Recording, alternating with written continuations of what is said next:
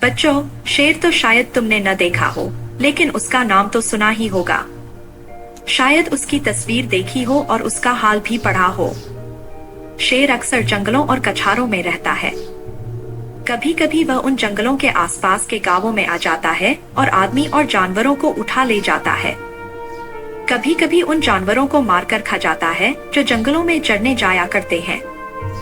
थोड़े दिनों की बात है कि एक गड़िए का लड़का गाय बैलों को लेकर जंगल में गया और उन्हें जंगल में छोड़कर आप एक झरने के किनारे मछलियों का शिकार खेलने लगा। जब शाम होने को आई तो उसने अपने जानवरों को इकट्ठा किया, मगर एक गाय का पता न था। उसने इधर उधर दौड़ धूप की, मगर गाय का पता न चला। बेचारा बहुत घबराया। मालिक अब मुझे जीता न छोड़ेंगे। उस वक्त ढूंढने का मौका न था, क्योंकि जानवर फिर इधर उधर चले जाते, इसलिए वह उन्हें लेकर घर लौटा और उन्हें बाड़े में बांधकर बिना किसी से कुछ कहे हुए गाय की तलाश में निकल पड़ा। उस छोटे लड़के की यह हिम्मत देखो। अंधेरा हो रहा है, चारों तरफ सन्नाटा छाया हुआ है, जंगल भाई भाई कर रहा है। गीदड़ों का हौवाना सुनाई दे रहा है, पर वह बेखौफ जंगल में बढ़ा चला जाता है। कुछ देर तक तो वह गाय को ढूंढता रहा, लेकिन जब और अंधेरा हो गया तो उसे डर मालूम होने लगा। जंगल में अच्छे अच्छे आदमी डर जाते हैं, उस छोटे से बच्चे का कहना ही क्या। मगर जाए कहा। जब कुछ न सूझी तो एक ऊंचे पेड़ पर चढ़ गया और उसी पर रात काटने की ठान ली। उसने पक्का इरादा कर लिया था कि बगैर गाय को लिए घर न लौटूंगा। दिन भर का थका मांदा तो था, उसे जल्दी नींद आ गई। नींद चारपाई और बिछावन नहीं ढूंढती। अचानक पेड़ इतनी जोर से हिलने लगा कि उसकी नींद खुल गई। वह गिरते गिरते बच गया। सोचने लगा, पेड़ कौन हिला रहा है। आंखें मलकर नीचे की तरफ देखा तो उसके रोए खड़े हो गए। एक शेर पेड़ के नीचे खड़ा उसकी तरफ ललचाई हुई आंखों से ताक रहा था। उसकी जान सूख गई। वह दोनों हाथों से डाल से चिमट गया। नींद भाग गई। कई घंटे गुजर गए, पर शेर वहां से जरा भी न हिला। वह बार बार गुर्राता और उछल उछल लड़के को पकड़ने की कोशिश करता। कभी कभी तो वह इतने नजदीक आ जाता कि लड़का जोर से चिल्ला उठता। रात ज्यों त्यों करके कटी, सवेरा हुआ।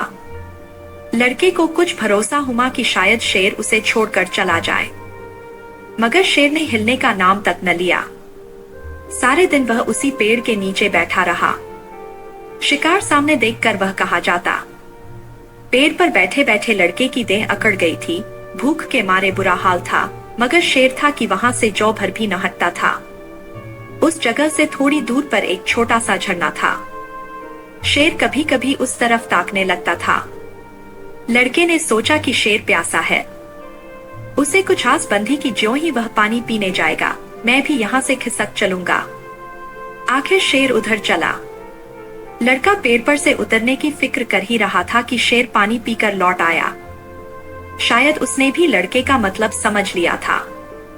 वह आते ही इतने जोर से चिल्लाया और ऐसा उछला कि लड़के के हाथ पांव ढीले पड़ गए, जैसे वह नीचे गिरा जा रहा हो। मालूम होता था हाथ पांव पेट में घुसे जा रहे हैं। ज्यों त्यों करके वह दिन भी बीत गया।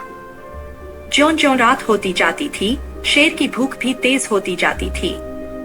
शायद उसे यह सोच सोचकर गुस्सा आ रहा था कि खाने की चीज सामने रखी है और मैं 2 दिन से भूखा बैठा हूँ। क्या आज भी एकादशी रहेगी?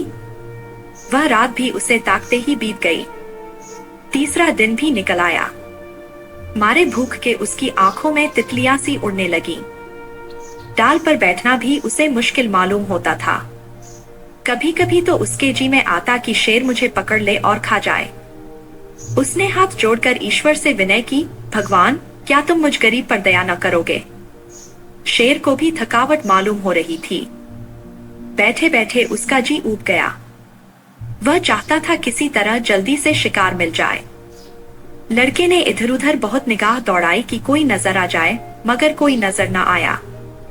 तब वह चिल्ला चिल्ला कर रोने लगा, मगर वहां उसका रोना कौन सुनता था।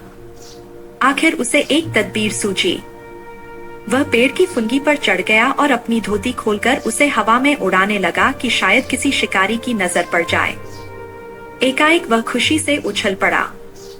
उसकी सारी भूख, सारी कमजोरी गायब हो गई। कई आदमी झरने के पास खड़े उस उड़ती हुई झंडी को देख रहे थे। शायद उन्हें अचंभा हो रहा था कि जंगल के इस पेड़ पर झंडी कहां से आई। लड़के ने उन आदमियों को गिना, 1 2 3 4। जिस पेड़ पर लड़का बैठा था वहां की जमीन कुछ नीची थी। उसे ख्याल आया कि अगर वे लोग मुझे देख भी लें तो उनको यह कैसे मालूम होगा कि इसके नीचे 3 दिन का भूखा शेर बैठा हुआ है।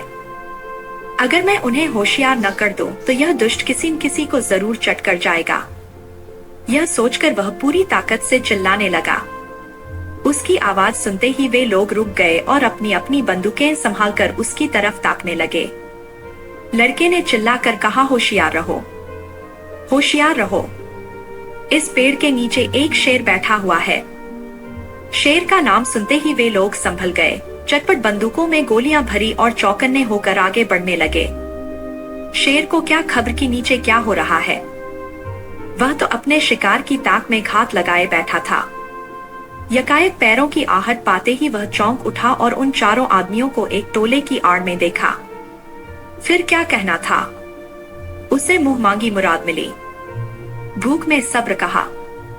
वह इतने जोर से गरजा कि सारा जंगल हिल गया और उन आदमियों की तरफ जोर से जस्त मारी। मगर वे लोग पहले ही से तैयार थे। चारों ने एक साथ गोली चलाई। दन दन इन दन आवाज हुई। चिड़िया पेड़ों से उड़ उड़कर भागने लगी। लड़के ने नीचे देखा, शेर जमीन पर गिर पड़ा था। वह एक बार फिर उछला और फिर गिर पड़ा। फिर वह हिला तक नहीं। लड़के की खुशी का क्या पूछना। भूख प्यास का नाम तक न था। चटपट पेड़ से उतरा तो देखा सामने उसका मालिक खड़ा है। वह रोता हुआ उसके पैरों पर गिर पड़ा। मालिक ने उसे उठाकर छाती से लगा लिया और बोला, क्या तू 3 दिन से इसी पेड़ पर था? लड़के ने कहा, हाँ, उतरता कैसे? शेर तो नीचे बैठा हुआ था। मालिक, हमने तो समझा था कि किसी शेर ने तुझे मार कर खा लिया। हम चारों आदमी 3 दिन से तुझे ढूंढ रहे हैं। तूने हमसे कहा तक नहीं और निकल खड़ा हुआ। लड़का, मैं डरता था, गाय जो खोई थी। मालिक, अरे पागल, गाय तो उसी दिन आप चली आई थी। भूख प्यास से शक्ति तक न रहने पर भी लड़का हंस पड़ा।